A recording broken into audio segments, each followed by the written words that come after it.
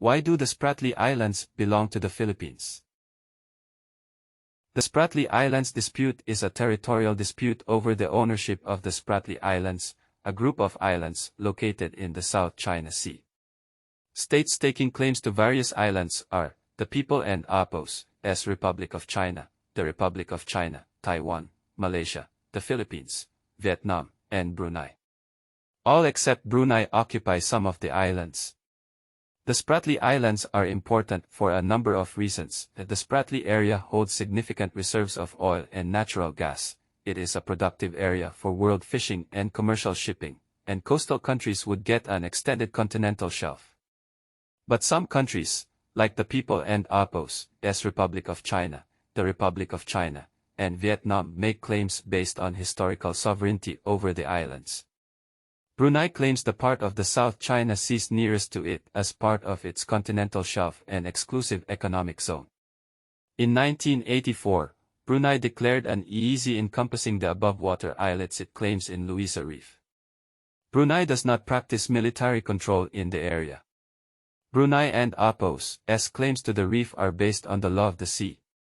It states that the southern part of the Spratly chain is actually a part of its continental shelf and therefore a part of its territory and resources.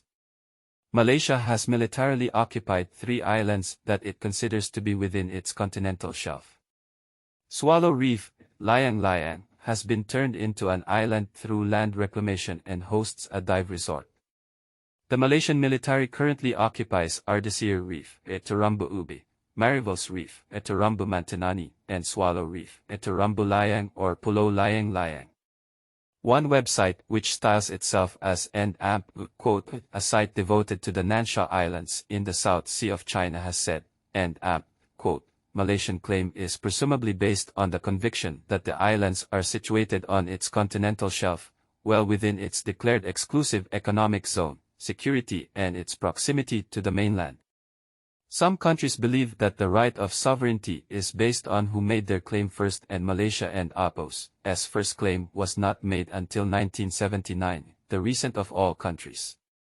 The People and Apos' Republic of China claim all of the Spratly Islands as part of China and had a historical naval presence. Recently, they have had a profound military impact on the area. The Republic of China, Taiwan, which ruled mainland China before 1949 and has been confined to Taiwan since 1949, also claims all of the Spratly Islands.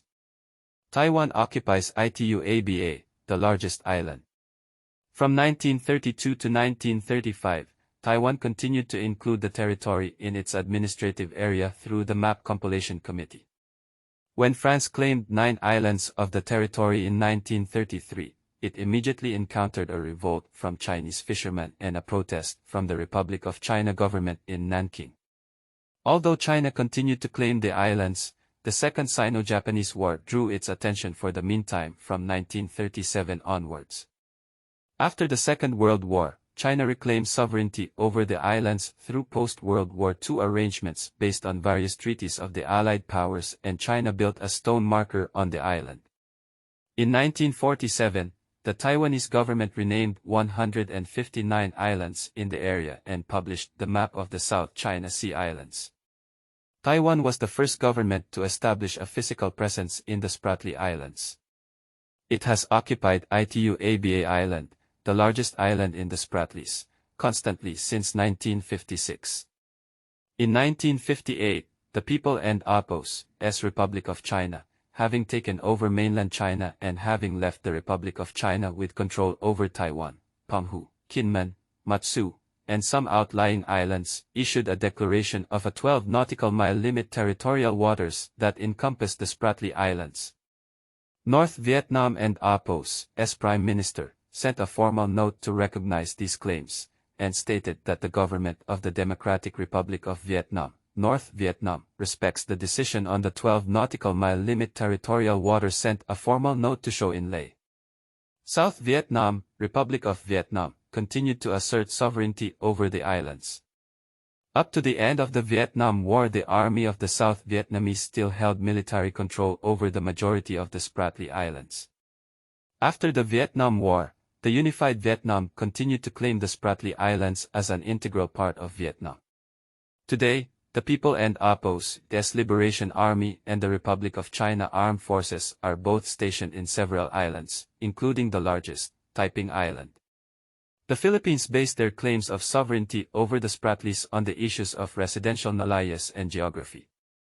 The Philippines contend their claim was residential nalayas as there was no effective sovereignty over the islands until the 1930s when France and then Japan acquired the islands.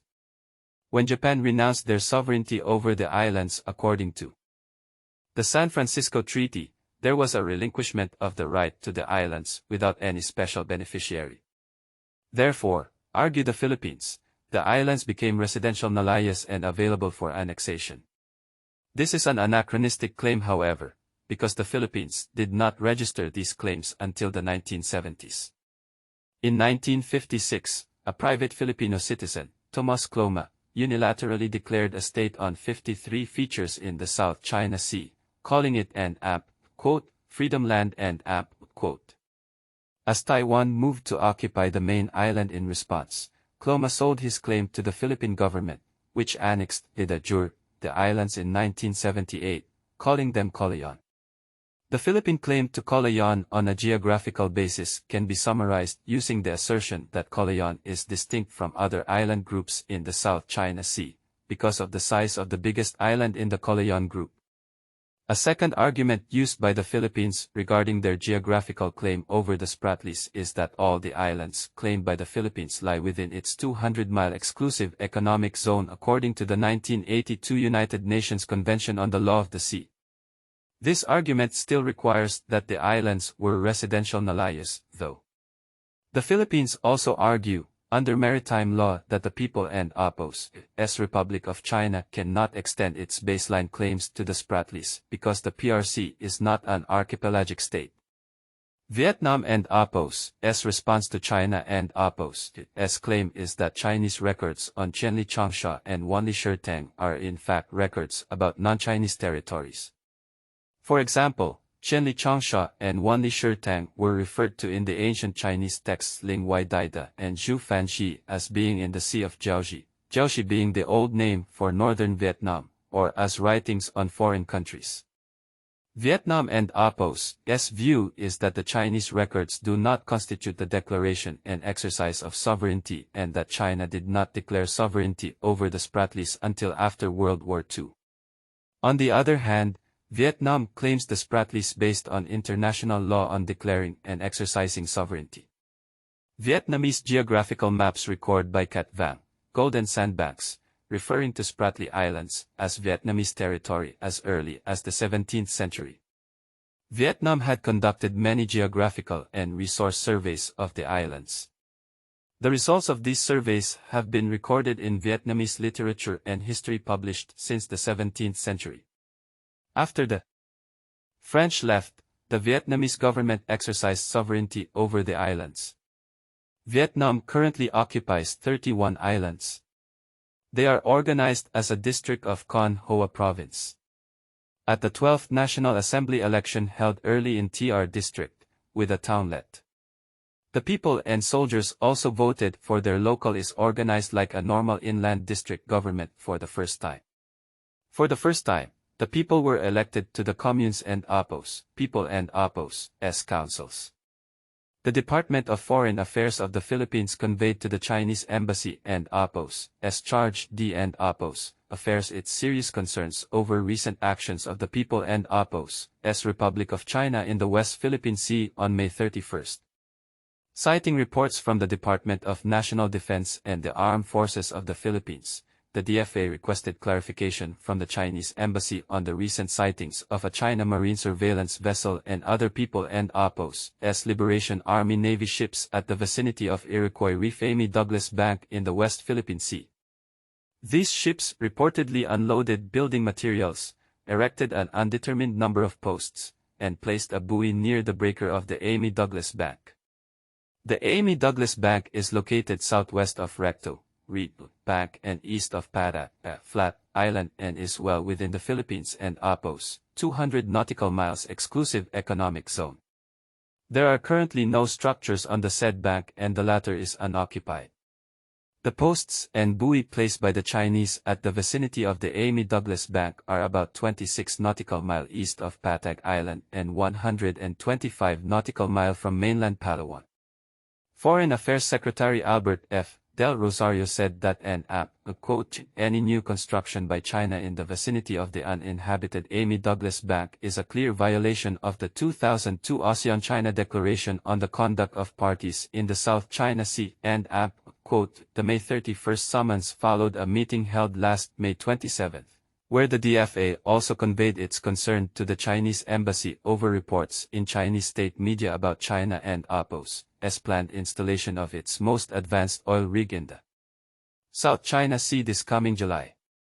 During this meeting, the DFA asked the Chinese embassy for the exact planned location of the mega oil rig and pointed that it should not be placed in Philippine territory or its waters. In both meetings, the Philippines and China reiterated their respective commitment to the maintenance of peace and stability in the area, and to work together to maintain good bilateral relations. The Philippines recognizes that critical to the peace and stability of the West Philippine Sea is the full and faithful implementation of the ASEAN-China DOC on the South China Sea. The Philippines also believes that it is in the best interest of all claimant countries and the region to transform the area into a zone of peace, freedom, friendship and cooperation through sustained consultations and dialogue. This provides a framework for segregating the disputed territorial features which may be considered for collaborative activities from the non-disputed waters in the West Philippine Sea in accordance with international law, specifically the United Nations Convention on the Law of the Sea.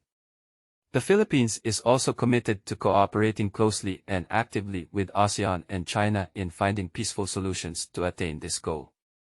Thank you for watching. Please subscribe to our channel for more Philippine history videos.